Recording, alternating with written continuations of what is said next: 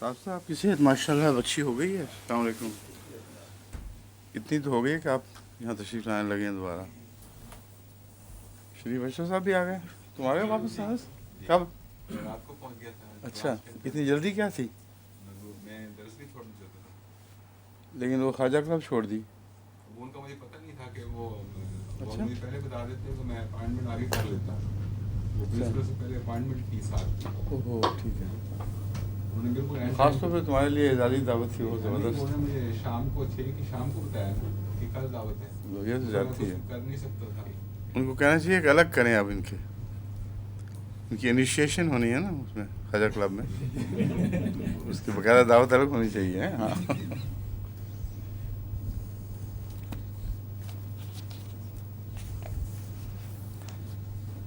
उहिल्ला लकुम से शुरू करना है। 97 आयत सूरह अल माइदा की।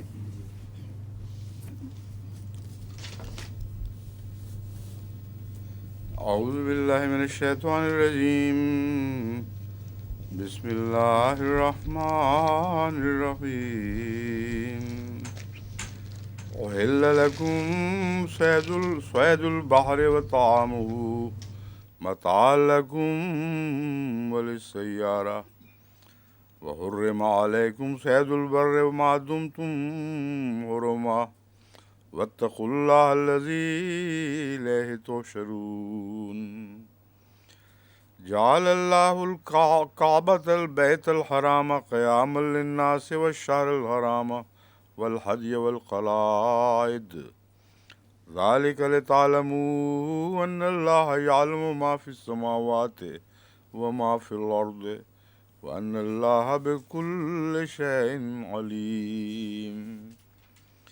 इअलमू अन्नल्लाह शदीदुल इक़ाब व अन्नल्लाह गफ़ूरुर रहीम।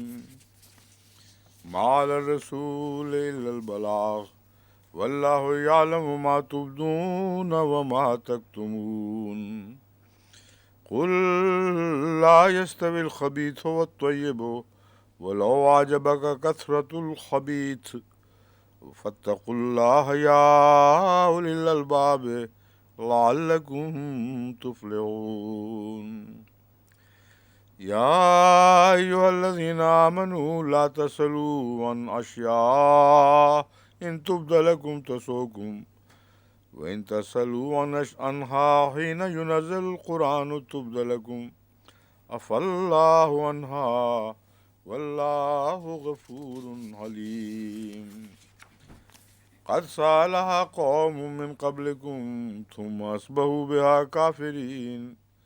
मा जअलल्लाहु मिन बहीरतिन वला साइबतिन वला वसीलतिन वला हाम वलाकिन्नल्लज़ीना कफ़रू यफ़्तरून अलल्लाहिल कज़िब व अक्सरुहुम ला याक़िलून। वइज़ा क़ील लहुम तआलौ इला मा अंज़लल्लाहु इलर रसूल क़ालू हस्बुना मा वजदना अलैहि आबाना अवलौ कान आबाउहुम ला यअलमून शैअन वला यहतदून।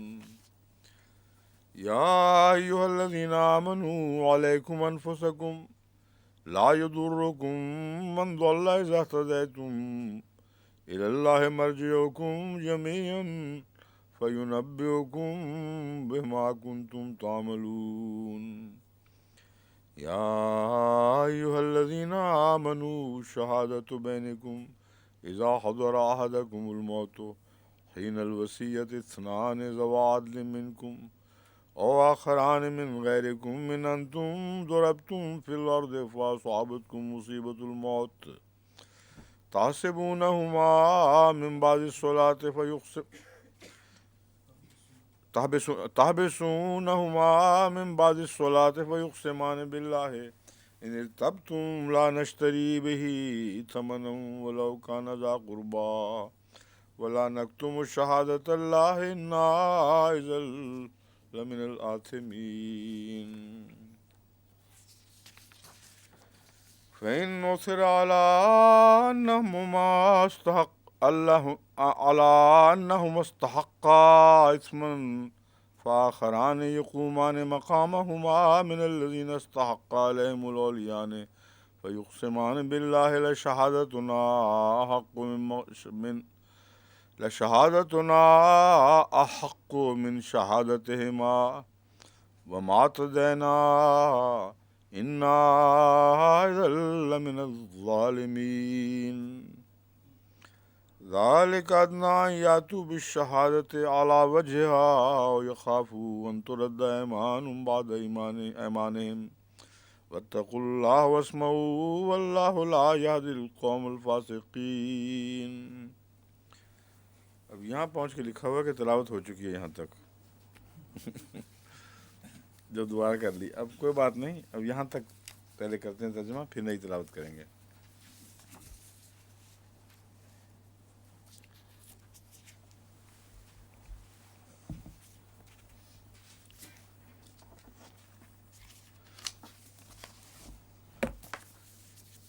احل لکم صید البحر و طعامہ، تم پر تمہارے لیے حلال کر دیا گیا ہے سمندر کا شکار، و طعامہ اور اس کا کھانا، متاع لکم تمہارے لیے یہ ایک فائدے کا موجب ہے، وللسیارہ اور مسافروں کے لیے بھی. وحرم علیکم صید البر وما دمتم حرما، اور تم پر خشکی کا شکار حرام کر دیا گیا ہے جب تک تم حالت احرام میں ہو. واتقوا اللہ الذی الیہ تحشرون، اور اللہ کا تقوی اختیار کرو جس کی طرف تم اکٹھے کیے جاؤ گے. یہاں خشکی اور سمندر کے شکار میں جو مسئلے میں فرق ہے وہ بغیر لمبی بات کھولے الفاظ ہی میں ظاہر فرما دیا گیا ہے، مختصر الفاظ ہی میں.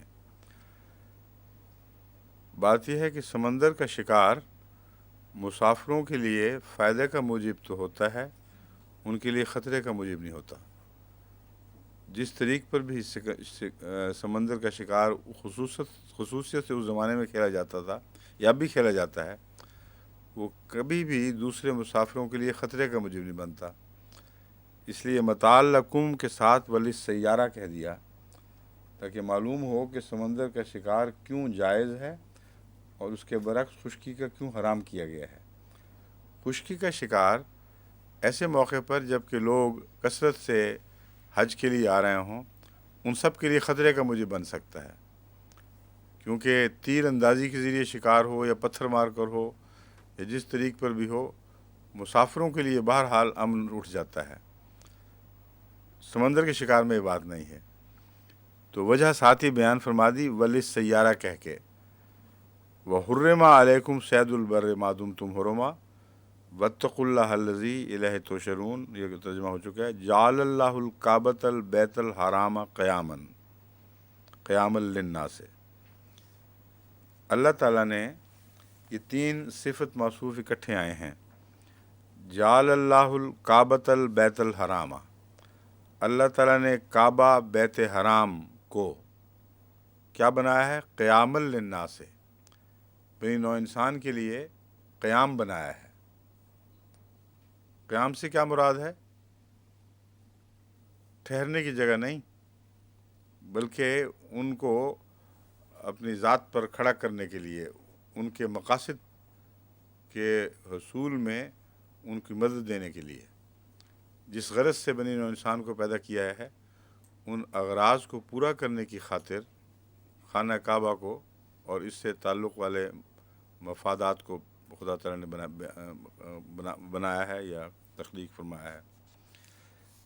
جعل اللہ کا لفظ تخلیق کا نہیں، اللہ تعالیٰ نے بنایا ہے کعبہ کو، یعنی بیت الحرام کعبہ کو، حرمت کے گھر کعبہ کو، قیام للناس ہے.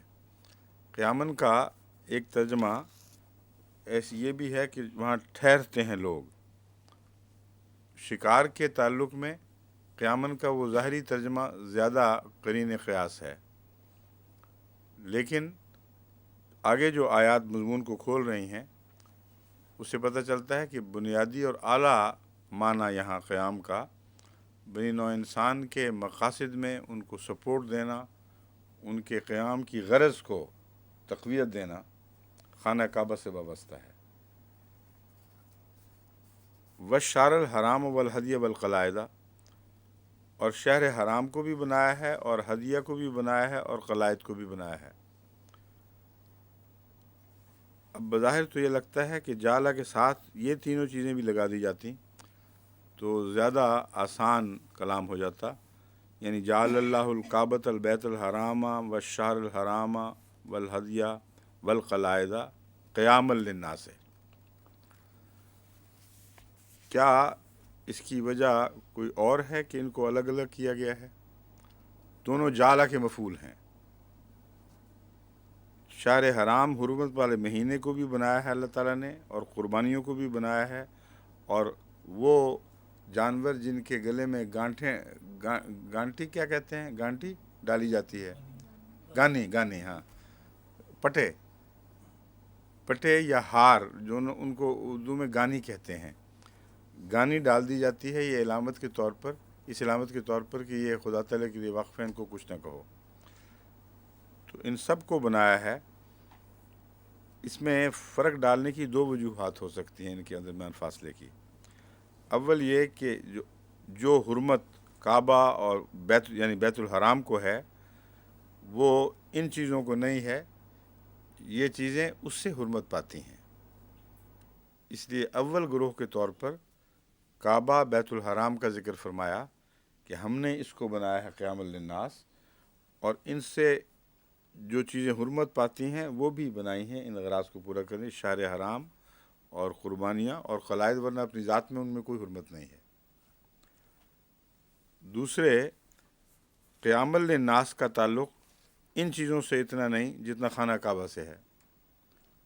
इसलिए क़यामुल लिन्नास से मान पहले जो बातें रखी हैं उनको वो ज़ाहिर करती हैं कि क़यामुल नास की वजह ये है। असल जो दूसरी चीज़ें हैं वो इसके मुताल्लक़ात हैं, इसलिए उनको दरमियान में बात मुकम्मल करके फिर ज़िम्नन एक फ़हरिस्त के तौर पर पेश फरमाया है। ज़ालिका तालमू अन्नल्लाह यालमु मा फ़िस समावाति व मा फ़िल अर्ज़। अब ये है मसले वाली आयत का हिस्सा। ये इसलिए है ताकि तुम जान लो कि यकीन अल्लाह ताला जानता है जो कुछ भी आसमानों में है और ज़मीन में है, और ये कि अल्लाह ताला हर चीज़ का इल्म रखता है। अब बताएं इमाम साहब, ये इस इल्म का इस दूसरी बात से क्या ताल्लुक़ है?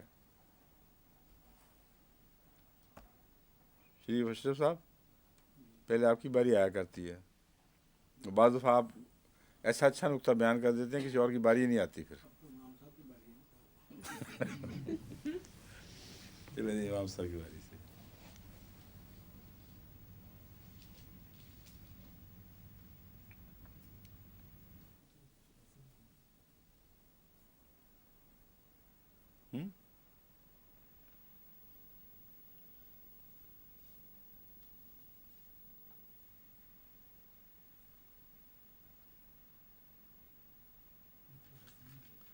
हाँ, इसलिए सोचना चाहिए, महज तर्जुमा काफ़ी नहीं होता।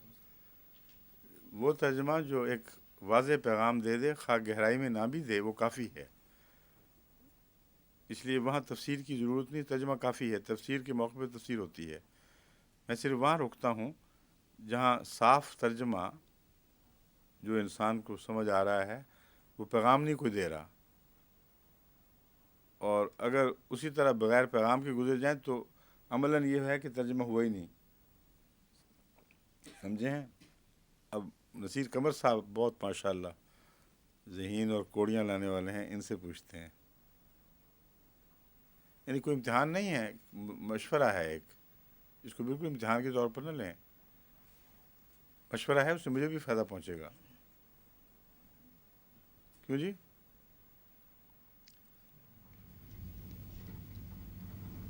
इसलिए कि ये मजमून कि हुर्मत जो वाला चीज़ें करार देना और बनी इंसान के जो मफाद है वो किस चीज़ से वाबस्ता है, इसका इल्म تو اللہ تعالیٰ کو یہ ہے انسان اپنی عقل سے اپنے خاندان نہیں، سے مگر یہ سوچتا ہے۔ سن کر تمہیں کس طرح پتہ لگ جائے گا، یہ سوال ہے۔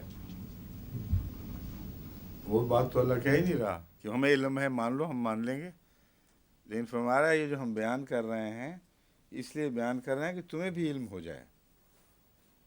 جب اس تعلیم کے نتیجے میں جو امن قائم ہوگا اور بڑے لوگ انسان میں ایک امن کے نتیجے میں ترقیات ہوں گی، جب وہ تو سامنے مستقبل میں ہونی ہے نا کبھی، جو ابھی تک تو ہوئی نہیں۔ تو یہ آیت پڑھ کے یہ علم کیا بڑھتا ہے؟ میری انس میں آپ بتائیں آپ۔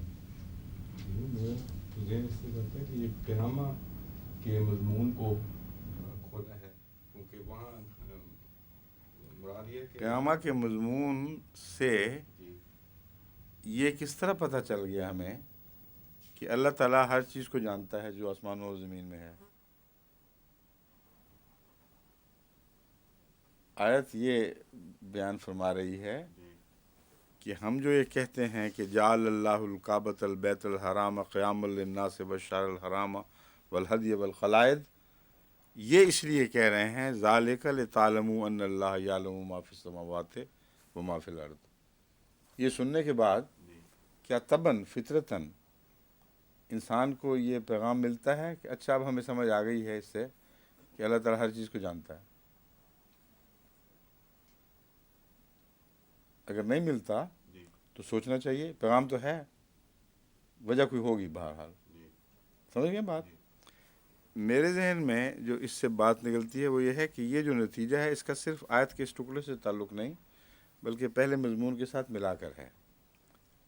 اللہ تعالیٰ اپنا احسان بھی بتا رہا ہے اور یہ بتا رہا ہے کہ تمہارا اتنے باریک علم سے اللہ خیال رکھتا ہے کہ شکار تمہارا جو سمندر میں ہے وہ حلال کر دیا اور خشکی پہ حرام کر دیا، کیونکہ باریک جو فرق ہیں ان چیزوں کے وہ خدا کے علم میں ہیں اور تعلیم ان فرقوں کے مطابق ہے۔ بس جب اتنی تفصیلی تعلیم ہو اور اتنا باریک تمہارا خیال رکھا جا رہا ہے تو تمہیں اس بات کا احساس ہونا چاہیے کہ اللہ تعالیٰ کو ہر چیز کا باریک سے باریک چیز کا علم ہے اور اس کی طرف سے کوئی تعلیم بھی بے موقع اور بے فائدہ نہیں ہے۔ اگر ان کو اکٹھے پیکج کے طور پر پڑھیں تو پھر بات کھل جاتی ہے اور پھر اس طرف بھی توجہ پیدا ہو جاتی ہے۔ اس کے نتیجے میں جب یہ ثابت ہوا تو جو بیت الحرام کے قیام کی وجوہات ہیں، خواہ وہ سمجھ آئیں نہ آئیں، اس کی وجہ سے یہ بات سمجھ نہیں آئی، اس کی وجہ سے یہ بات سمجھ آئی ہے کہ بیت اللہ کے قیام، بیت اللہ کو جو بنی نوع انسان کے لیے قیام کا موجب بتایا ہے، اس کی تفاصیل کا تمہیں علم ہو یا نہ ہو، جس اللہ نے اپنا باریک علم کے ساتھ تمہارے خیال رکھنا ثابت کر دیا ہے، اس پر اعتماد رکھو، یقین جانو کہ خانہ کعبہ کے مقاصد کے قیام ہی کے ساتھ بنی نوع انسان کا قیام وابستہ ہے۔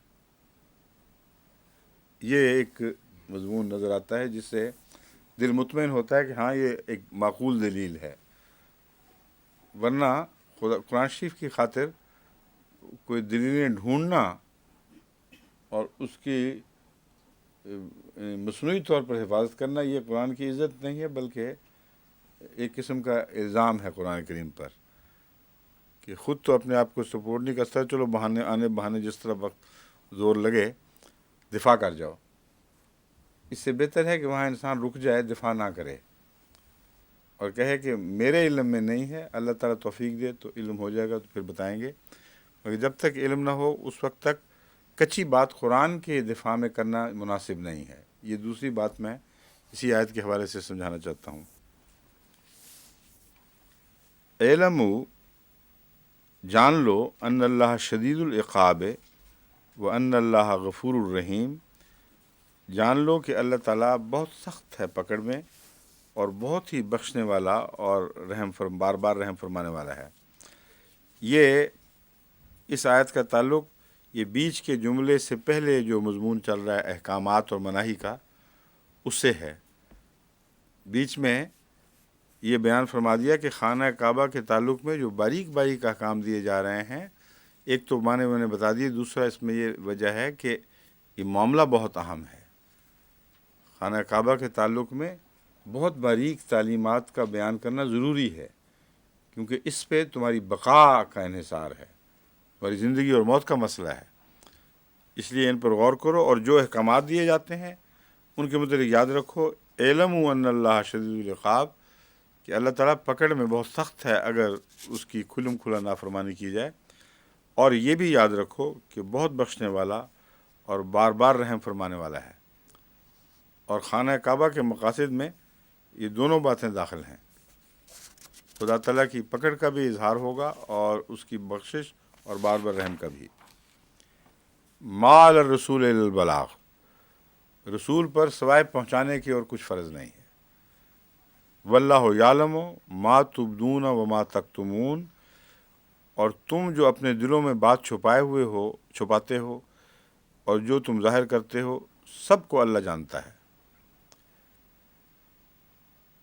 یہ کیا موقع ہے، اس کا اصل توجہ اس طرح جاتی ہے کہ یہ احکامات سننے کے بعد کئی لوگ تھے جو اپنے دل میں وساوس کو چھپا لیتے تھے یا بد ارادے رکھتے تھے کہ نہیں، ہم اس طرح نہیں تو دوسرے طریقے پر یہ اپنی ضرورت پوری کر لیں گے۔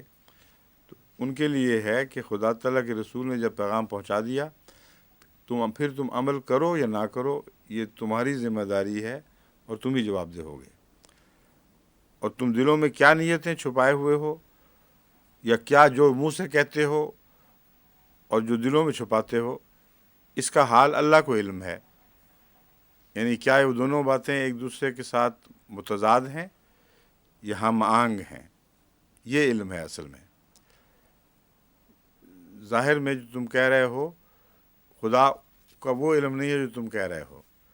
خدا کا وہ علم ہے جو تم ظاہر کر رہے ہو اور جو اندر چھپائے ہوئے، ان دونوں کے آپس میں ملنے سے جو نتیجہ پیدا ہوتا ہے وہ خدا کے علم میں ہے، کہ تم منافقانہ باتیں کرتے ہو یا فی الحقیقت اس کی اطاعت پر تیار ہو۔ قل لا یستوی الخبیث والطیب ولا اعجبک کثرت الخبیث، تو کہہ دے کہ خبیث یعنی ناپاک چیزیں یا ناپاک لوگ اور پاک چیزیں اور پاک لوگ ایک جیسے نہیں ہو سکتے۔ ولو اعجبک کثرت الخبیث ہے، خواہ تمہیں ناپاک لوگوں کی کثرت یا ناپاک چیزوں کی کثرت بھلی ہی دکھائی دے، یعنی تمہیں مروب کر لے، تم سمجھو کہ یہ تو بہت بڑا گروہ ہے، اس سے دب جاؤ تم۔ فاتقوا اللہ یا اولی الالباب لعلکم تفلحون، بس اللہ کا تقوی اختیار کرو اے عقل والو، تاکہ تم فلاح پاؤ یعنی کامیاب ہو جاؤ۔ اس مضمون کا پہلے مضمون سے کیا تعلق ہے؟ لا یستوی الخبیث والطیب ولو اعجبک کثرت الخبیث، اس لیے کہ قیام الناس میں بظاہر یہ معلوم ہوتا ہے کہ تمام بنی نوع انسان کے قیام کی خاطر یہ پیدا کیا گیا ہے، اور جب ہم دیکھتے ہیں تو اکثر بنی نوع انسان خبیث اور ناپاک لوگ ہیں، ان کو تو اس کا فائدہ نہیں پہنچا۔ تو یہ پہلی آیت اور یہ اسی مضمون کو کھول رہی ہیں کہ خدا تعالیٰ کے رسول نے تو پیغام پہنچا دیا ہے، اگر اس پیغام کو مانے تو خانہ کعبہ میں تم لوگوں کے قیام کے تمام ضروری موجبات موجود ہیں جن سے تمہارا قیام ہوگا، یعنی تمہارے مقاصد پورے ہوں گے۔ لیکن اس کے باوجود تم دیکھتے ہو کہ اکثر لوگ گندے ہیں، تو یہ مطلب نہیں کہ خانہ کعبہ اپنے مقاصد میں ناکام رہا ہے، اس کا مطلب یہ ہے کہ وہ لوگ ناکام رہے ہیں جو نہیں چاہیں گے فائدہ اٹھانا، وہ اسی طرح محروم رہیں گے۔ اس لیے اللہ کا تقوی اختیار، اے عقل والو خوب سمجھو بات کو، اللہ کا تقوی اختیار کرو تاکہ تم تو کامیاب ہو جاؤ، جن کو سمجھ آ جاتی ہے بات کی۔ باقی اگر نامراد رہتے ہیں تو ان کو رہنے دو۔ یا ایھا الذین آمنوا لا تسألوا عن اشیاء ان تبد لکم تسؤکم، اے لوگو جو ایمان لائے ہو، ایسی چیزوں کے متعلق سوال نہ کیا کرو کہ اگر تم پر وہ کھول دی جائیں تمہیں بری لگیں۔ ایسی باتوں کے متعلق خام خواہ ہر وقت پوچھا نہ کرو کہ اگر وہ کھول دی جائیں تو تمہیں بری لگیں۔ وَإِن تَسْأَلُوا عَنْهَا حِينَ يُنَزَّلُ الْقُرْآنُ تُبْدَ لَكُمْ، اگر قرآن کریم کے نزول کے دوران تم پوچھو گے تو تم پر کھولی جائیں گی۔ یہ بتا رہی ہے بات کہ کیوں بعض دفعہ چھوٹی چھوٹی باتیں صاحبہ کیا ہے فلاں کیا ہے جو لگتا ہے کہ قرآن کریم کی عظمت اور دائمی حیثیت سے تعلق نہیں رکھتی، بیان کیوں ہوئی ہیں وہ، اس کا یہ حکمت بیان فرمائی جا رہی ہے۔ جب قرآن نازل ہو رہا تھا اس وقت بعض سوال ایسے کیے جاتے تھے جو بعض شکی مزاج لوگ یہ دیکھنے کے لیے کہ محمد رسول اپنی طرف سے بنا رہے ہیں یا خدا کا کلام ہی ہے، وہ کر دیا کرتے تھے، اور سوال اپنی ذات میں بعض لغو اور بے معنی بھی ہوتے تھے، مگر قرآن کریم کو قرآن کی عظمت اور اس کی عصمت کی حفاظت کی خاطر اور رسول اللہ علیہ وسلم کی عظمت اور عصمت کی حفاظت کی خاطر ان کو بیان کرنا، قرآن کریم کے لیے ان کو بیان کرنا ضروری ہو جاتا تھا۔ یعنی اللہ تعالیٰ کے لیے کسی حد تک بعض تو ایسے سوال ہیں جن کو خدا تعالیٰ مختصر سے جواب دے کے ان کو ٹال دیتا ہے، یعنی ان میں ضرورت نہیں ہے کوئی تفصیل کی، بعض چھوٹے چھوٹے سوالات کا جواب بھی دیتا ہے۔ فرماتا ہے کہ ہم نے کیوں ان باتوں کو نہیں چھیڑا، اس لیے کہ تمہارے لیے گنجائشیں باقی رہیں۔ ایک تعلیم اگر اچھی تھی اور اس کا بیان کرنا فائدے کے لیے ضروری تھا، اس پر عمل نہ کرنا نقصان کا موجب تھا، تو سوال یہ اٹھتا ہے کہ پھر وہ تعلیم بیان کیوں نہ کی گئی اور سوالوں سے روکا کیوں گیا؟ سوال سے روکا گیا یہ کہہ کر کہ جواب بھاری ہو جائے گا، تم نہیں برداشت کر سکو گے۔ یہ رحمت ہے یا تکلیف کا موجب ہے؟ یہ سوال ہے۔ اگر شریعت کا بیان تکلیف کا موجب ہے تو پھر باقی شریعت کیوں بیان ہوئی؟ پھر تو سینٹ پال کی تھیوری چلے گی کہ شریعت ہے ہی لعنت، اس کو چھوڑ ہی دو، جتنا حکم آئے گا اتنی نافرمانیوں کے احتمالات پیدا ہوں گے، اور نافرمانی چونکہ گناہ ہے اس لیے حکم اٹھا دو تو گناہ اٹھ گیا۔ یہ سینٹ پال کا فلسفہ ہے جس کا قرآن کریم کھلم کھلا رد کرتا ہے۔ اس لیے قرآن کریم کی طرف ایسا معنی منسوب کرنا جو اس فلسفے کو تقویت دے وہ لازماً غلط اور جھوٹا ہے، سمجھیں؟ اس لیے میں بتا رہا ہوں، اس میں یہ وجہ نہیں ہے کہ شریعت کا بیان چونکہ بوجھل ہو جائے گا تم پر اس لیے ہم چپ رہے، تم نے پوچھا تو بتا دیا۔ وہ بیان جو لازم تھا انسان کی بقا کے لیے وہ ان سوالوں سے قطع نظر ضرور بیان ہونا تھا، اس کا ان سوالوں سے کوئی دور کا بھی تعلق نہیں، لیکن بعض دفعہ تفصیلات پوچھی جاتی ہیں جبکہ اصولوں سے وہ باتیں از خود مستنبط کی جا سکتی ہیں۔ بعض دفعہ لغو باتیں پوچھ لی جاتی ہیں، حالانکہ بعض رسم و رواج چل رہے ہیں، اللہ تعالیٰ ان سے صرف نظر کر رہا ہے، کوئی خاص نقصان بھی نہیں ہو جائیں تو کوئی ایسا بڑا گناہ نہیں ہے، اور اللہ نے عفو سے کام لیا ہوا ہے۔ جب پوچھ لیں گے تو پھر آگے سے پابندی ہو جائے گی، مجھے مہندی کا کھانا کھانا جائز ہے یا نہیں کھانا، اس قسم کے سوالات جو لوگ کر دیتے ہیں تو بڑی مشکل پڑتی ہے۔ اور بھی اس سے ملتے جلتے سوالات کئی دفعہ مجھ سے پوچھتے رہتے ہیں، میں ان کو سمجھاتا ہوں کہ کیوں خام خواہ پوچھ رہے ہو، کچھ اپنی عقل سے بھی کام کر لیا کرو کبھی کبھی۔ پھر فرق یہ بھی ہے، قرآن کریم کی نظر ہے فطرت انسانی پر جس میں مختلف طبقات ہیں، مختلف قسموں کے لوگ ہیں۔ بعضوں پر ایک چیز، بعضوں کے تعلق میں ایک چیز گناہ ہوتی ہی نہیں، کیونکہ وہ بیچارے نسبتاً کورس اور رف قسم کے لوگ بنے ہوئے ہوتے ہیں، ان کا معیار اعلیٰ اور ادنیٰ کا، نفیس اور کھردرے کا بڑا معمولی ہوتا ہے۔ اب اگر ایسا سوال پوچھ لیں ایسے لوگ اور ان کے حوالے سے حقیقی جواب دیا جائے، اصل بات تو یہ ہے کہ یہ نفیس بات ہے اور یہ مشکل بات ہے، تو ان سب پر بوجھ ہو جائے گا، لیکن جو نسبتاً نفیس طبیعت کے لوگ ہیں وہ ان کے اوپر بوجھ نہیں پڑے گا، کیونکہ وہ ان کی طبیعتیں پہلے ہی اس طرف مائل ہوتی ہیں۔ تو روزمرہ کے انسان کی زندگی کو جن میں اللہ صرف نظر فرما رہا ہے اس توقع پر کہ رفتہ رفتہ تربیت ہوگی تو از خود ہی وہ نسبتاً کم درجے کی تعلیم سے نسبتاً اعلیٰ درجے کی تعلیم کی طرف مائل ہوتے چلے جائیں گے۔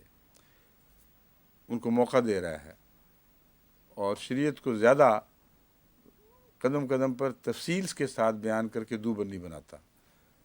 جب یہ سوال کرو گے تو یہ جو مسئلے ہیں اللہ کے پیش نظر ان سے فائدہ اٹھانے سے محروم رہ جاؤ گے. یہ ہے اس کا مطلب لا تسلوا عن اشیاء ان تبد لکم تسؤکم. دوسرے یہ کہ اکثر وہ سوال ہی روکے گئے ہیں جن کا بیان کرنا کسی مشکل کو پیدا کرتا تھا. اس لیے جو وہ تعلیم جو بیان کی گئی ہے وہ کسی مشکل کو پیدا نہیں کرتی. اس کا دوسرا طبی نتیجہ ہے کہ تمام تر تعلیم تمہاری سہولت والی تعلیم ہے. اس میں یہ عذر نہیں رکھ سکتے کہ ہم پر بوجھل ہے. اگر بوجھل ہوتی تو اس آیت کے تابع خدا روک لیتا. فرماتا ہے کہ جہاں ذرا بھی بوجھ کا امکان موجود ہے تمہارا ہم نے پہلے ہی روکی ہوئی ہے. تم پوچھ کے اپنے لیے بوجھل بنا لو تو الگ بات ہے.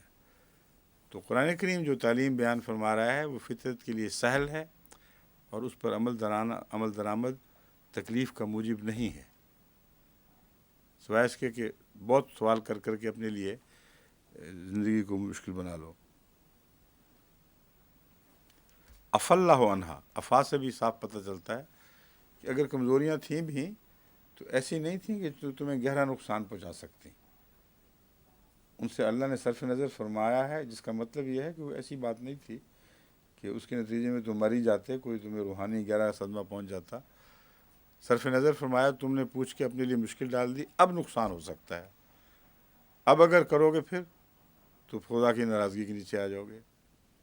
دوہرا نقصان، ایک مصیبت ڈال لی گلے سہیڑ لی اور دوسرے افاق کے دائرے سے باہر نکل گئے، اب وہ عفو کے دائرے میں نہیں رہے. واللہ غفور حلیم. اور یہ ایک زائد بات ہے توجہ دلانے کے لیے کہ ٹھیک ہے بہت کچھ تم اپنا نقصان کر بیٹھتے ہو، لیکن اللہ ہے بہت بخشنے والا اور بہت بردبار. قد سالها قوم من قبلکم ثم اصبحوا بها کافرین. یہ بھی یاد رکھنا کہ اس سے پہلے ایک ایسی قوم گزری ہے جس نے اسی قسم کے سوال کیے تھے، پھر شریعت بوجھ بن گئی تو اس پر چل نہ سکے. اور وہ جو آیت ہے قرآن کریم کی اسرن والی، ربنا ولا تحمل علینا اسرن کما حملتہ علی الذین من قبلنا، وہ اسی مضمون سے تعلق رکھتی ہے. اللہ تعالیٰ فرماتا ہے لا یکلف اللہ نفسا الا وسعها لها ما کسبت ولها ما اکتسبت. اس کے بعد جب اللہ طاقت سے بڑھ کر بوجھ ہی نہیں ڈالتا تو اسرن کیسے کہا جا سکتا ہے تعلیم کو؟ اسرن صرف وہ تعلیم ہے جو احمقانہ طور پر سوال کر کے اپنے اوپر بوجھ ڈال دیے گئے، یا اسرن اس بات کے رجحان کا نام ہے جب کہ شریعت رفتہ رفتہ انسان پر اس کی بدعمالیوں کی وجہ سے دوبر ہونی شروع ہو گئی اور اسے بوجھ سمجھ کے اس نے اتار پھینکا. بس یہاں قوم من قبلکم ثم اصبحوا بها کافرین سے مراد وہ لوگ ہیں جنہوں نے اس سے پہلے حضرت موسیٰ کے ماننے والے سوال کر کے اپنے اوپر بہت سی مصیبتیں سہیڑ لیں، ایسی تعلیم کھلوا لی جو ان کے بس کی بات نہیں تھی. وہ جو معراج کا واقعہ ہے حضرت موسیٰ علیہ السلام کا یہ بیان کرنا، یہ دراصل یہ مراد نہیں کہ نعوذ باللہ حضرت رسول اللہ صلی اللہ علیہ وسلم کی توجہ نہیں تھی، موسیٰ نے بتا دیا. یہ تفصیل ہے اسی آیت کی کہ اسر کیسے بنتا ہے. حضرت موسیٰ نے اپنے تجربے سے یہ بات کی کہ بہت زیادہ تفصیلی اگر تعلیم ہو گئی تو بوجھ بن جائے گا. 50 نمازیں جو ہیں وہ ان کی 5 نہیں بنائی گئی تھیں. 50 نمازیں اگر آپ نوافل کو شامل کر لیں تو 50 ہی رہتی ہیں. ان کا فرض حصہ صرف 5 کھولا گیا تھا. سمجھ گئے بات؟ تو بہرحال یہ اندرونی تعلقات والے معاملات ہیں. انہوں نے جب تفصیل سے باتیں پوچھیں تو پھر وہ ان پر بوجھل ہو گئیں اور وہ اٹھا نہیں سکے، ان کی ذمہ داریوں کو اٹھا نہیں سکے. अब आगे वैसी बात आ गई है, मा जाल अल्लाह मिन बहीरतिन वला साहिबतिन वला वसीला। अब सवाल करने वाले ये सवाल कर रहे थे उस वक्त जब ये आयत नाजिल हो रही थी, ये सवाल ना किया करो। तो सवाल करने वाले कह रहे थे ये बहीरा क्या होता है, साहिबा क्या होता है, वसीला क्या होता है, हाम क्या होता है। अब वो बातें माजी का किस्सा बन गई, उनकी शायद ज़रूरत ही ना होती कुरान करीम में बयान की, मगर सवाल किए गए थे तो उसका जवाब दे दिया है। वलाकिन लजीना कफरू, सिर्फ ये जवाब दिया, अल्लाह ने नहीं बनाया, बस छोड़ो इसको। वलाकिन लजीना कफरू, लेकिन वो लोग जिन्होंने कुफ्र किया है, यफ्तरून अल्लाहिल कज़िबा, अल्लाह पर इफ्तरा करते हैं, झूठ मूठ इफ्तरा करते हैं। वअक्सरुहुम ला याक़िलून, और अक्सर उनमें से अक्ल नहीं रखते।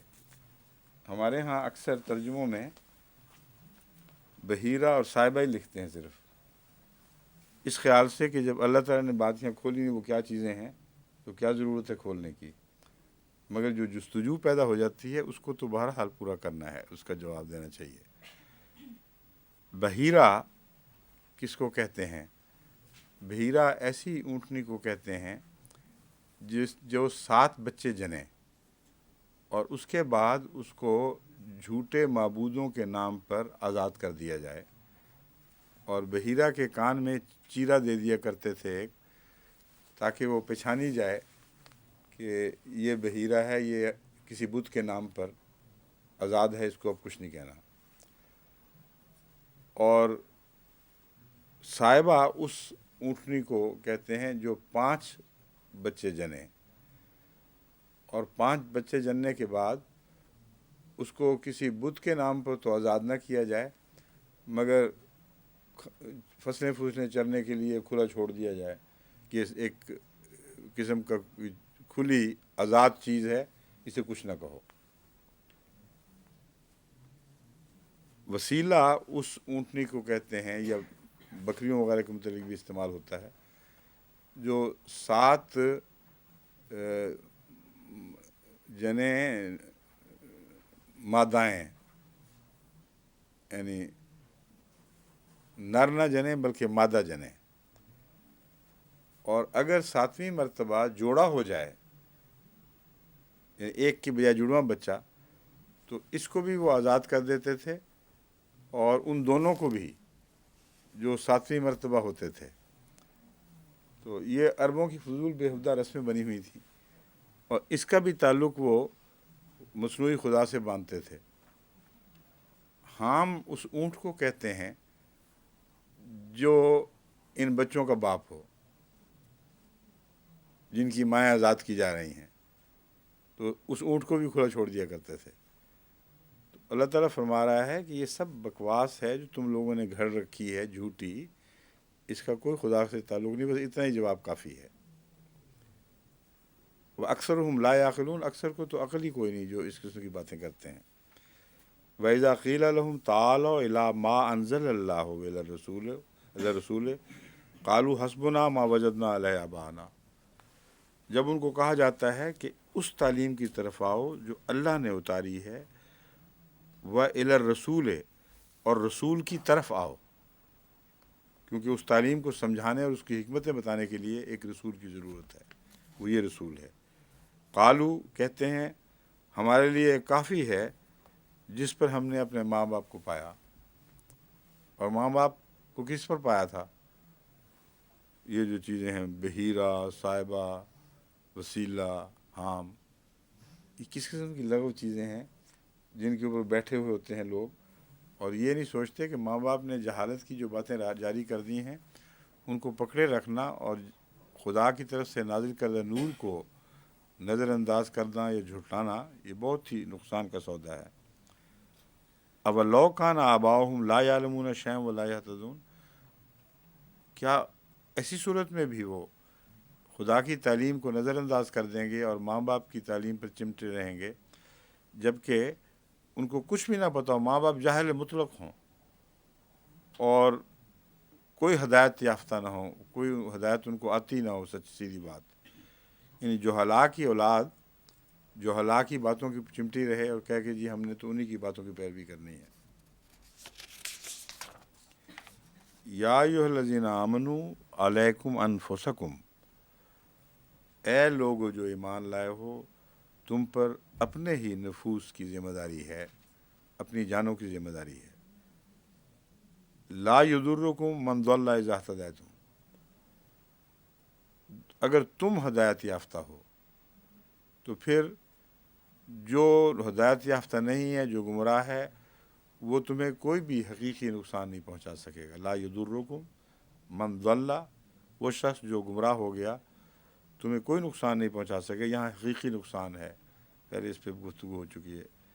اگر تم ہدایت پا چکے ہو، الی اللہ مرجعکم جمیعا وینبئکم بما کنتم تعملون، تم تسلی رکھو کہ فیصلہ یہاں تمہارے دشمنوں نے نہیں کرنا، بلکہ قیامت کے دن اللہ نے کرنا ہے، اور اسی کی طرف تم سارے لوٹائے جاؤ گے، تمہارا لوٹ کر جانا اسی کی طرف ہوگا۔ فَيُنَبِّئُكُم بِمَا كُنتُم تَعْمَلُونَ، اور وہ تمہیں خبر دے گا ہر اس بات کی جو تم کیا کرتے تھے۔ میں نے کہا وہ آ گئے ہیں کہ نہیں سعید جسوال صاحب؟ آئے ہوں گے نا؟ اچھا بس ٹھیک ہے۔ وہ تو بیٹا بیٹھا ہوا ان کے ابا تو کوئی نہیں ہے۔ نو نو از ہی دیئر؟ اچھا رائٹ۔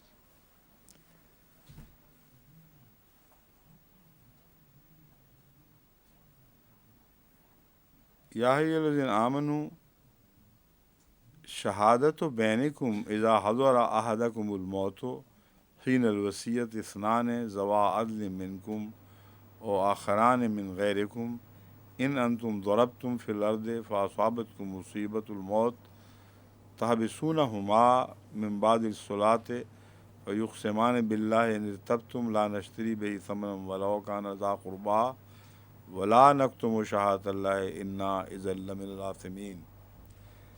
اے لوگو جو ایمان لائے ہو، تمہاری آپس کی شہادت جب حضر احدکم الموت، جب موت تم میں سے کسی کو پہنچے، حین الوصیت، وصیت کے دوران، اثنان ذوا عدل منکم، تم میں سے دو صاحب عدل ہونے چاہیے، او آخران من غیرکم، یا تمہارے غیروں میں سے بھی دو ہوں۔ اس کا ترجمہ جو عموماً ملتا ہے اس میں کچھ اشتباہ پایا جاتا ہے، کیونکہ جہاں جملہ معترضہ ہے وہاں جملہ معترضہ کے طور پر بیچ میں الگ بیان نہیں کیا جاتا، پہلے کو آخر سے ملا دیا جائے تو ایک متضاد سا مضمون ہو جاتا ہے، جس کو سمجھنا اور اس کو اوائڈ کرنا، اس تضاد کو اس سے احتراز کرنا لازم ہے۔ اب میں آپ کو ترجمہ سناؤں گا تو پھر بتاؤں گا کہ کیا مراد ہے میری۔ اے لوگو جو ایمان لائے ہو، تمہارے درمیان شہادت، تمہاری شہادت یا تمہارے درمیان شہادت اس وقت جب کہ تم میں سے کسی کو موت آ جائے اور وصیت کر رہا ہو، پتہ ہو کہ موت آئی کھڑی ہے، حین الوصیت، وصیت کے دوران، اثنان ذوا عدل منکم، تم ہی میں سے دو صاحب عدل جوان یا وجود ہونے چاہیے۔ یہ ہے پہلی، یعنی اول شہادت یہ ہے کہ مسلمان گواہ ہوں، تمہارے ہی دین سے تعلق رکھنے والے ہوں، اور دو ہوں، او آخران من غیرکم، یا تمہارے علاوہ کوئی دوسرے بھی ہوں۔ اس کا تعلق ہے ان انتم ضربتم فی الارض، اس صورت میں کہ جب تم قیام میں نہ ہو، اس وقت مسلمان ڈھونڈنا تو ممکن ہی نہیں ہے نا، سفر کر رہا ہے کہاں، کیا پتہ کہاں سفر کر رہا ہے، اور وہاں کہاں دو مسلمان ڈھونڈتا پھرے گا کوئی۔ لیکن اکثر اوقات یہ ممکن ہے کہ ایک مریض جان کنی کی حالت میں ہسپتال میں پہنچا دیا گیا ہے، لوگوں نے خیال کیا اس کے گرد جمع ہو گئے ہیں، ان میں سے پھر کسی کو دو کو گواہ بنا لینا چاہیے۔ فاصابتکم مصیبت موت، سفر کی حالت میں تمہیں موت کی مصیبت آ جائے، تحبسونہما من بعد الصلاۃ، اب یہ ہے جو ابہام والا حصہ ہے۔ ترجمے والے عموماً یہ سمجھتے ہیں کہ اس کا ان دونوں قسم کے گواہوں سے تعلق ہے۔ تحبسونہما من بعد الصلاۃ، ان کو نماز کے بعد روک لو،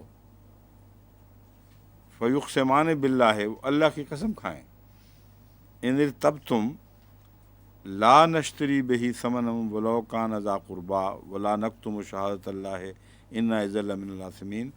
इन इर्तबतुम से मुराद ये है कि अल्लाह की कसम देना ज़रूरी नहीं है हर एक के लिए, लेकिन अगर तुम्हें किसी के मुतल्लिक तसल्ली ना हो, तुम्हें शक हो कि शायद ये झूठ बोल जाए, तो उसको पक्का करने की खातिर खुदा की कसम दे दो ताकि गवाही और ज़्यादा पुख्ता हो जाए। क्या गवाही दें? ला नश्तरी बिही समनन, हम इस गवाही को मामूली कीमत पर नहीं बेचेंगे, यानी कुछ पैसे लेकर हक से इन्हराफ नहीं करेंगे। वलो काना ज़ा क़ुरबा, और खा वो शख्स जिसके ख़िलाफ़ हमारी गवाही जाती हो करीबी ही हो क्यों न हो। वलो काना ज़ा क़ुरबा से मुराद है कि अगर कोई ऐसा शख्स हो जिसके ख़िलाफ़ हमारी गवाही जाती हो, तो उस सूरत में गवाही तब्दील नहीं करेंगे समन कलीला, मामूली कीमत पर। मामूली कीमत से दो चीज़ें अब मुराद हुई, ताल्लुक़ात को निभाना और खुदा की रज़ा को नज़रअंदाज कर देना, एक मामूली कीमत है। दूसरे, पैसे लेकर या थोड़ा सा फ़ायदा उठाकर इन लोगों से तुम गवाही से बाज आ जाओ, ये नहीं करेंगे हम। इन्ना, अगर हम ऐसा करेंगे, वला नक्तुम शहादत अल्लाह है, और अल्लाह की खातिर दी जाने वाली गवाही, शहादत अल्लाह से मुराद है अल्लाह की गवाही, अल्लाह की खातिर दी जाने वाली गवाही को छुपाएंगे नहीं। अगर ऐसा करें, इन्ना इज़्ज़न लमिनल आसिमीन, तो यकीनन हम फिलफौर गुनाहगारों में शामिल हो जाएंगे। तो जो ताबिसूना हुमा जो है मिन बादि सलाते फ़युक़सिमान बिल्लाह है, इसमें एक और इब्हाम ये बनता है कि जो बिस्तर मर्ग पर है वो किस तरह मस्जिद के दो गवाह इकट्ठे कर सकता है। समझें आप, ताबिसूनहुमा मिन बादि सलाते, और दूसरा इसमें यह बनता है कि अगर गैर कुम है तो उसने तो मस्जिद में आना ही कोई नहीं, इसलिए गैर कुम का एक जुमला मुतरज़ा बीच में दाखिल है। सफ़र की हालत में एहतमाल मौजूद है कि गैर कुम की भी गवाही लो। अब मज़मून फिर वापस आ गया पहली हालत की तरफ कि आम हालात में तुम बिस्तर मर्ग पर होते हो तो मुराद ये नहीं कि तुम अकेले दौड़े दौड़े जाओ मस्जिद में, तुम्हारी खातिर ऐसे आदमी हैं जो नमाजी हों, और गवाह यूं ही इकट्ठे ना कर लो इर्द गिर्द से। बेहतर ये है कि नमाज़ें पढ़ने वाले लोग जो 5 वक्त मस्जिदों में आते हैं, अगर उनको रोक कर उनमें से कोई अच्छे आदमी चुन लो तो सबसे अच्छे गवाह साबित होंगे, क्योंकि बाजमात नमाज के आदि खुदा के हुजूर हाजिर आने वाले लोग, उनसे बेहतर और किसकी गवाही हो सकती है।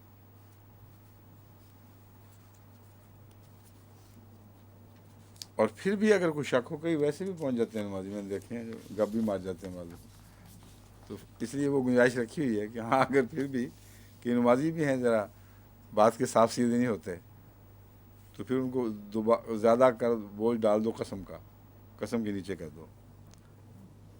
फ़इन उसरा अला अन्नहुम मस्तहक़्क़ा इस्मन फ़आख़रान यक़ूमान मक़ामहुमा मिनल लज़ीना। उसरा से मुराद है आसार, अलिफ वाले आसार ज़ाहिर हों। यह लफ्ज़ उसरा की तफसीर मुझे नहीं मिली, लेकिन तर्जुमा इसका यही है, अगरचे ये ऐन वाला उसरा है, लेकिन मुराद ये है अगर इलामतें ज़ाहिर हों, ऐसी बात का शक पड़ जाए, अला अन्नहुम मस्तहक़्क़ा इस्मन, कि वो दो जो हैं उन्होंने गुनाह कमाने का फ़ैसला कर लिया है या गुनाह कमा बैठे हैं, गवाही झूठी दे दी है। फ़आख़रान यक़ूमान मक़ामहुमा, ऐसी सूरत में दो दूसरे उनकी जगह खड़े हों। मिनल लज़ीना इस्तहक़्क़ा अलैहिमुल औलिया, ने उन लोगों में से इस्तहक़्क़ा अलैहिमुल औलिया ने जिनके हक़ सलब करने वाली गवाही दी है इन पहलों ने। कई ऐसे लोग हैं جو جانتے ہیں کہ یہ ہو ہی نہیں، یہ وصیت یہ نہیں کی گئی تھی اور ہمارے خلاف یہ بیچ گیا ہے اپنے دین کو، تو وہ پھر دو کھڑے ہوں اور وہ پھر قسم کھائیں، اور قسم کھائیں اللہ کی کہ ہماری گواہی جو ہم دے رہے ہیں احق من شہادتہما، ان کی گواہی سے زیادہ سچی ہے، وما تدینا، اور ہم اعتدال سے تجاوز نہیں کر رہے، اگر ایسا کریں انا اذا لمن الظالمین، تو یقیناً ہم ظالموں میں سے ہو جائیں گے۔ یہ جو دو کا امکان رکھا گیا ہے یہ اس لیے کہ شہادت کے وقت اس سے اختلاف کا ایک حق ہے، کوئی یہ نہیں کہہ سکتا تم یہ جھوٹا سمجھتے ہو، جھوٹا کہتے ہو۔ عام طور پر ذرا بھی اختلاف کرنے، اچھا پھر ہم جھوٹے ہو گئے، اور لڑ پڑتے ہیں لوگ، یعنی وہ لوگ جو مسجد سے پکڑے گئے وہ بھی اتنے جھوٹے ہو سکتے ہیں کہ وقت پہ جب تقسیم ہو رہی ہے جائیداد، اتنی بڑی قسم کھانے کے باوجود وہ اس کی خلاف ورزی کر جائیں۔ تو یہ احتمال جو ہے یہ اس کو کبھی رول آؤٹ نہیں کیا جا سکتا کہ وہ شخص جھوٹ بول رہا ہے۔ قضائی فیصلوں میں یہ احتمال ہمیشہ قائم رہے گا۔ کئی دفعہ ہم جب تحقیق کراتے ہیں تو لوگ یہی جواب دیتے ہیں، جھگڑے آپس میں ہوں، اچھا پھر ہم جھوٹے، ہم عہدیدار ہیں، ہم جھوٹ بولتے ہیں۔ بھئی اگر قرآن کریم فرماتا ہے ہر قسم کے لوگ قسمیں کھا کے بھی جھوٹ بول سکتے ہیں، تو اس احتمال کو نظر انداز نہیں کیا جائے گا۔ قضا میں اس احتمال کو ہمیشہ پیش نظر رکھ کر فیصلے ہوں گے۔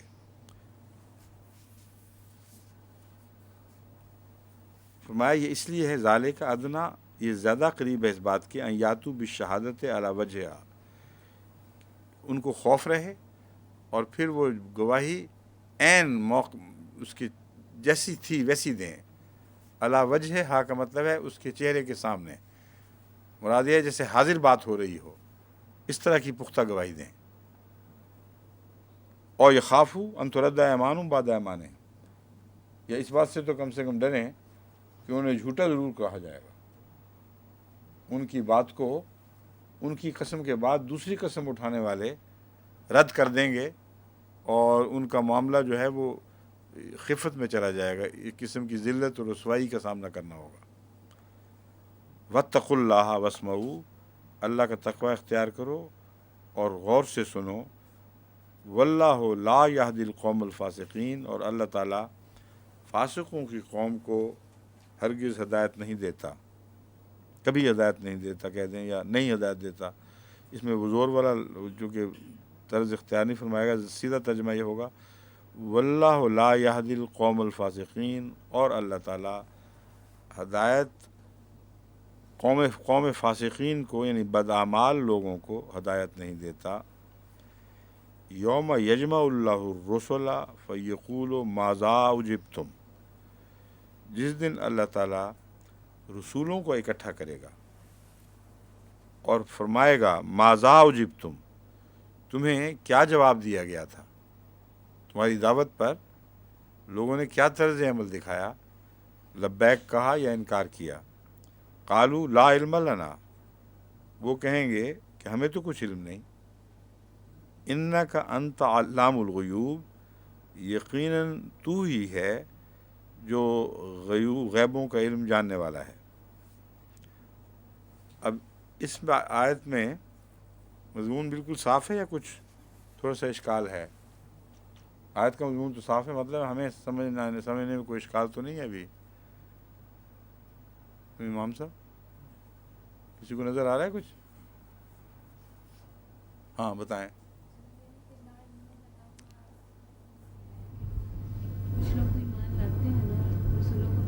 آپ کی آواز مجھ تک نہیں پہنچ رہی تو ساری دنیا میں کیسا پہنچے گی؟ Loud speaker پکڑیں۔ اس لیے میں کہہ رہا ہوں کہ لوگ وہاں سے سوال اٹھا رہے ہیں باہر سے، کہتے ہیں بسا اوقات آپ کی کلاس میں جو سوال کیے جاتے ہیں وہ ہمیں سمجھ نہیں آتے، اور ان کو دہرائے بغیر جب آپ جواب دے دیتے ہیں تو پتہ نہیں لگتا کہ اس سوال کا جواب ہے۔ اس لیے فرت واقع یہ پکڑو فون، مائکرو فون، اور اس میں بات کرو۔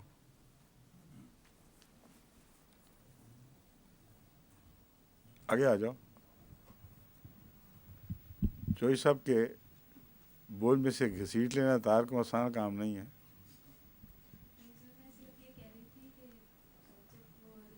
اللہ تعالیٰ کو یہ جواب دیں گے کہ لا علم لنا. ہاں ہاں لیکن بظاہر تو یہ ہے کہ جو لوگ ایمان لاتے ہیں ان کا رسولوں کو پتہ لگ جاتا ہے. جی. ہاں بالکل ٹھیک. لیکن یہ ہے کہ شاید وہ اس رنگ میں جواب دیں گے کہ دلوں کا حال تو اللہ ہی جانتا ہے. دو باتیں ہیں. ایک تو یہ موجود لوگ جو ہیں ان کے دلوں کے متعلق یہ ہو سکتا ہے کہ ہمیں علم نہیں. دوسرا یہ کہ امت وہیں ختم تو نہیں ہو جاتی جہاں رسول کی زندگی ختم ہو. مخاطب تو بعد میں جاری رہتے ہیں، اور کوئی نبی ایسا نہیں گزرا جس کی امت کی زندگی اس کی ذاتی زندگی کے ساتھ منقطع ہو گئی ہو. اس لیے وہ ساری امت مراد ہے. جہاں تک پہلے حصے کا تعلق ہے اس میں ایک تھوڑا سا ایک تردد رہتا ہے، کیونکہ رسول اکرم صلی اللہ علیہ وآلہ وسلم کے متعلق آتا ہے کہ قیامت کے دن جب بعض آپ کے بظاہری طور پر صحابہ کو جہنم کی طرف لے جایا جائے گا تو یا رسول اللہ صلی اللہ علیہ وسلم فرمائیں گے میری امت ہے، یہ میرے صحابہ ہیں، اور اللہ تعالیٰ فرمائے گا تجھے علم نہیں کہ تیرے بعد انہوں نے کیا کام کیے. اس لیے یہ ترجمہ کرنا کہ وہ یہ کہتے ہیں کہ ہمیں پتہ نہیں کہ وہ واقعتاً مسلمان تھے یا نہیں تھے، یہ درست نہیں ہے. کیونکہ تمام رسول تو یہ کہیں گے، اور رسول اللہ صلی اللہ علیہ وسلم یہ کہیں گے کہ ہاں ہمیں علم تھا، اور پھر ثابت ہو جائے کہ وہ علم غلط تھا. اس لیے ایسا ترجمہ جائز نہیں ہے جو کسی معنوں میں بھی آن حضرت صلی اللہ علیہ وآلہ وسلم کی شان کے مطابق نہ ہو. اس لیے تمام انبیاء ظاہری شہادت کو مان لیتے ہیں، اور یہی ان کا دائرہ اختیار ہے. ظاہری شہادت کو مان لینا گناہ یا غلطی نہیں ہے، بلکہ یہ اعلیٰ خلق ہے کہ جب انہوں نے کہا ہم ایمان لے آئے تو ٹھیک ہے تم ایمان لے آئے. اس لیے یہ جو لا علم لنا والا حصہ ہے اس سے مراد یہ ہے کہ ہمیں یہ پتہ نہیں ہمارے بعد کیسے رہے تھے، جیسا کہ بات کی اس حدیث سے ثابت ہے. یا دوسرا یہ حصہ ہوگا کہ ہمیں یہ پتہ نہیں کہ بقیہ امت جو ہماری پیچھے آئی ہے، جو ہمارے مخاطب تھے لیکن ہماری زندگی کے بعد پیدا ہوئے، ان لوگوں نے کیا طرز عمل اختیار کی تو بہتر جانتا ہے.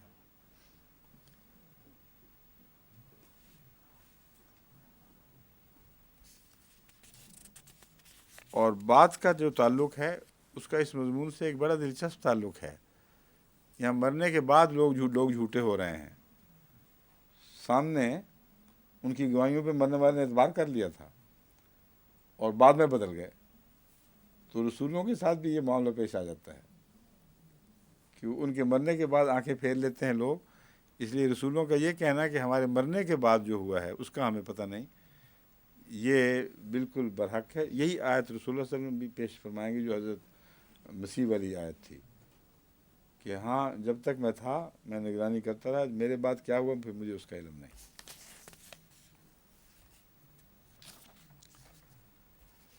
اس قال اللہ، اس کی تلاوت رہتی ہے اور وقت ختم ہو گیا 2 منٹ. تو پھر 2 منٹ کی میں تلاوت نہیں کرنے کی بجائے سوالات کو دے لیتے ہیں اگر کسی نے کوئی سوال پوچھنا ہو تو. کیوں جی؟ صبح تمہیں سمجھ آ رہی ہے ساری بات کی ہیں؟ ماشاء اللہ فائدہ ہو رہا ہے. ٹھیک ہے، اب مس نہ کرنا. تمہیں ہر دفعہ پھر فرد کیوں بلا کے لاتی ہے؟ بس یہ احتیاطاً. ٹھیک ہے، کوئی حرج نہیں، ایسے آنے دیا کرو. اور کوئی سوال؟ اشرف صاحب کوئی سوال کرنا ہے تو کر لاؤ. 1.5 منٹ رہ گیا. وہ جو مضمون ہے لا تصرف الشاء اتنے وہ اطلاق نہیں ہو رہا. وہ تو نہیں ڈرے بیٹھے تسی. وہ تو شریعت کے معاملے میں ہے کہ جو قرآن نازل ہو رہا ہو، یہاں تو قرآن کی تفسیر ہو رہی ہے، اس میں کوئی حرج نہیں سوال کرنے میں. کیوں جی آپ بتائیں. موت کا وقت قریب آ جائے، بعض صورتوں میں تو ہوتا ہے بیمار ہے یا حادثہ ٹھیک ہے، لیکن موت کا ویسے تو کوئی علم نہیں کہ کب کسی کو عام حالات میں ہاں اس کا پھر ذکر ہی نہیں ہو رہا یہاں. تو اس صورت میں وصیت کی ضروری نہیں ہے. ہاں نہیں ضرورت ایک آدمی سمجھے تو منع ہی نہیں ہے. मगर यहाँ वो लोग मुराद हैं जिन्होंने वसीयत ना की हो और अचानक या बीमारी के दौरान वो समझें कि अब मैं ज़िंदा नहीं रह सकता, तो तभी रुझान उन लोगों का ज़्यादा होता है वसीयत करने का। वरना ज़िंदगी में सेहत में इंसान वसीयत करता ही नहीं। बेहतर तो यही है कि अगर कोई ऐसी वसीयत है मसलन पोते के हक़ में या और अजीज़ों के हक़ में, तो उसे वाज़ेह तौर पर इंसान ज़िंदगी में कर दे। लेकिन क्योंकि जैसा कि आपने कहा मौत का तो वक्त मुहैया नहीं, कभी अचानक भी आ जाती है। या वो मुराद हैं जिन पे अचानक ना आए, नज़र आ जाए कि वक्त करीब है, इतना वक्त भी मिले कि मस्जिद की तरफ दौड़ के आदमी बुलाए जाएं, या वो लोग मुराद हैं। ठीक है। जो वसीयत नहीं करता उसके तकसीम जायदाद का फिर उसकी तकसीम जायदाद का जो मज़मून है वो उन उसूलों के ताबे ख़ुद ब खुद हो जाएगी जो कुरान करीम में मबनी है, मुंदरज हैं। इस्लामी हुकूमत में ऑटोमेटिक नहीं मानो वहाँ नहीं, वहाँ उस हुकूमत का कानून चलेगा जहाँ ये कुछ नहीं बोलेगा। यानी यहाँ अगर कोई ऐसा वाक़या हो तो अंग्रेज़ी हुकूमत अपने कानून को जारी करती है। इस्लामी हुकूमत में इसी वजह से मेरे जहन में ये बात आती है कि वो जो वसीयत के कवानीन हैं वो कौम के लिए लाज़िमन नाफिज करने का मज़मून नहीं मिलता। हर फ़र्द बशर को एक हुक्म है कि वो अपनी वसीयत में इन बातों को मलहूज़ रखे। अगर वो ऐसा नहीं करेगा तो खुदा ताला के यहाँ जवाब दे होगा, अल्लाह बेहतर जानता है कि क्यों। वरना अगर वो कवानीन जो हैं वो अज़ ख़ुद लागू होने थे तो इस वसीयत का कोई ताल्लुक़ नहीं है। फिर ये जो वसीयतें हो रही हैं, इस उलझन से बचने के लिए बाज़ मुतरजमीन तो नहीं, बाज़ मुफस्सिरीन या फ़क़ी ये मौक़िफ़ इख्तियार करते हैं कि इस आयत को उन आयात ने मनसूख कर दिया। ये गलत है बिल्कुल। किसी एक शोशे को भी कुरान करीम के किसी और आयत के शोशे ने मनसूख नहीं किया। दूसरे ये मसलक लेते हैं कि इससे मुराद 1/3 हिस्से की वसीयत है और आयत का मंतूक बता रहा है कि ये वो नहीं हो सकता। बिल्कुल वाज़ेह तौर पर वो हकूक़ वाले लोग और बड़ा खुलम खुला ये इशारा भी नहीं है कि वो 1/3 जो उसको तुम कर सकते हो ये वो मुराद है, बाकी नहीं है। इससे मैं इस्तिंबात ये करता हूँ कि बाज़ लोग जो मरने के बाद अगर उस तरह औलाद वसीयत पर अमल न करे जो उनके नज़दीक कुरान करीम का मंतूक है, मुक़दमे करते और ज़बरदस्ती हक़ लेते हैं, मेरे नज़दीक क़ज़ा को ये हक़ नहीं होना चाहिए कि ऐसे मामलात में दखल दे। वो गुनाहगार हो जाते हैं। जमात के निज़ाम का काम है उनको नसीहत करे कि ऐसा करो, लेकिन क़ज़ाई फ़ैसले तभी हो सकते हों जब वसीयत की गई हो और फिर उसकी नाफरमानी हो। समझे? आज खुद कुरानी तालीम को निज़ाम नाफिज नहीं करेगा उन पे वसीयत। आज खुद हर ज़िम्मेदार शख्स जो मरता है उसकी औलाद जो हिस्से बांटती है उनका फ़र्ज़ है कि वो उस तालीम पर अमल करें, और अगर नहीं करते उस तालीम पर अमल तो फिर सिर्फ़ उनका हक़ है क़ज़ा में जाने का जिनका मुअय्यन हिस्सा कुरान ने बयान कर दिया हो और बाकी जाबिर बनकर उनको महरूम कर रहे हों। जिनका मुअय्यन हिस्सा, जो मशकूक हिस्से हैं उनमें मुक़दमे करके और बारीकियों में पढ़कर ज़बरदस्ती बुनियादी मरकज़ी औलाद से चीज़ें छीनना मेरे नज़दीक जायज़ नहीं है। समझ गए हैं आप? अगर कुरान करीम की रूह से एक लड़के को 2 मिलना चाहिए और लड़की को 1 हिस्सा मिलना चाहिए, ये मेरी मुराद है, तो जहाँ लड़कों में से बेटी के हक़ से, बहन के हक़ से उन लड़कों ने महरूम कर दिया हो, वहाँ मैं समझता हूँ कि क़ज़ा को हक़ है कि वाज़ेह हुक्म के ख़िलाफ़ अब वो मुक़दमा करे, उसके बगैर नहीं। जहाँ बहन क़ज़ा में जाती नहीं है वहाँ क़ज़ा का ये हक़ नहीं है कि अज़ ख़ुद निज़ाम जमात दखल दे और ज़बरदस्ती करवाए। कई ऐसे मुक़दमे मेरे सामने आए हैं जहाँ 2 बहनों ने कहा है हमने खुद छोड़ा हुआ है, भाई نہیں دیتا تو اس کے حالات ایسے ہیں، ہمیں کوئی اعتراض نہیں. ایک بہن نے کہا نہیں میں نے اپنا حصہ لینا ہے، تو اس پہ میں نے ان کو کہا ہدایت کی کہ پھر جو مطالبہ کرتی ہے اس کا حق دلواؤ.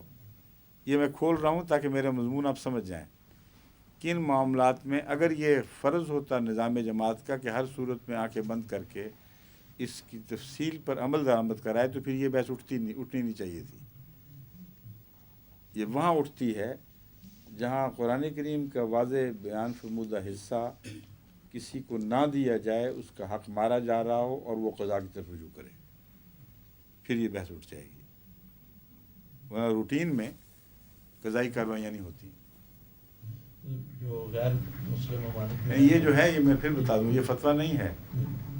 بعض دفعہ میں اپنے خیالات کو اونچے بیان کرتا ہوں کھلی سوچ میں، تاکہ ہمارے جو افتاء والے ہیں، فقہ پہ غور کرنے والے، وہ اپنے مسالے اپنی گفتگو کے دوران، اپنی بحثوں کے دوران اس بات کو بھی پیش نظر رکھیں، یا اگر اس کے خلاف، اس موقف کے خلاف کوئی قطعی دلیل، کوئی صریح دلیل ان کے ہاتھ میں ہو تو مجھے لکھ دیں تاکہ میں اس موقف پر نظر ثانی کر سکوں.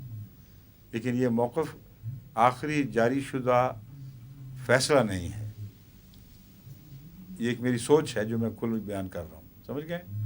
اب بتائیں آگے. کہ جو غیر مسلم ممالک میں رہتے ہیں اگر وہ چاہتے ہیں کہ پرانی تعلیم کے مطابق ان کی تقسیم ہو، ہاں تو کوئی روک نہیں تو ہے. وہ یہ وصیتیں ان کے لیے کرنا مناسب ہوگا کہ ہمارے مرنے کے بعد اس تعلیم کا فیصلہ کریں. مناسب ہوگا، لیکن کہیں ضروری نہیں ہے.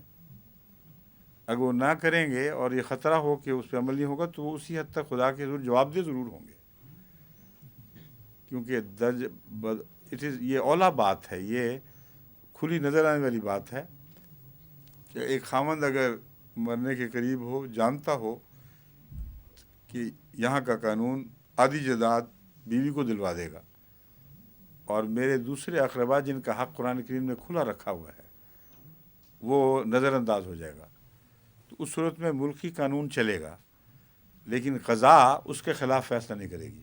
یہ ایک اور بھی مسئلہ ہے بیچ میں ضمنی اٹھا ہے، جو قضا اس کے خلاف کوئی زبردستی کارروائی نہیں کرے گی. مرنے والے کا جرم ہے، اس نے خدا کے اس فیصلے کو نظر انداز کر دیا تو وہ جواب دہ ہے.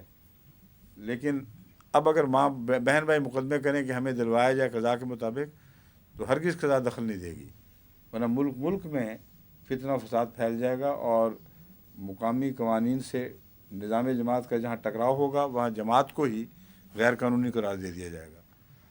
اس لیے بہت سے مسائل ہیں اس میں جن کے پیش نظر میں سمجھتا ہوں کہ جماعت کو اپنے مسلک کو ایسا رکھنا چاہیے جس میں کشننگ ہو، کوئی کھلے تصادم نہ پائے جائیں. کیوں؟ اور بھی کوئی سوال ہے؟ ایسے اگر کوئی وصیت کرنے والا کسی ایک فرد کو کچھ زیادہ حصہ دینا چاہے، ہم جو اپنی، یہ تو مسلمہ ہے، اس میں تو کوئی کسی کو وہ نہیں شبہ کہ کوئی شخص اپنی اس اولاد کو جس کا ذکر قرآن کریم میں موجود ہے کہ اس کو یہ دو، اس کو اتنا دو، اس کو اتنا دو، اس اولاد میں سے ایک کو زیادہ دے اور دوسرے کو اتنا ہی دے جتنا مذکور ہے، تو یہ جائز نہیں، یہ جائز نہیں. لیکن اگلی بات پھر وہی ہے، اگر باقی اولاد چپ کر کے برداشت کرتی ہے تو وہ حدیث تقریری کے طور پر گویا انہوں نے اپنا حق خود چھوڑ دیا ہے، اس میں قضا کو دخل دینے کا کیا موقع ہے. ہاں جس کا اگر کوئی تلخی محسوس کرتا ہے اس فیصلے کی اور قضا میں جاتا ہے تو صرف اتنا حصہ اس کا دلوا دیا جائے گا جو اگر برابر تقسیم ہوتا تو اس کے حصے میں آتا، لیکن پھر بھی زبردستی اس باقیوں کو نہیں دلوایا جائے گا. جو نہیں لینا چاہتا نہ لے. سمجھیں؟ اور سب وقت ختم ہو گیا، باقی سے کل انشاءاللہ. السلام علیکم. اب یہاں سے نئی تلاوت تھا.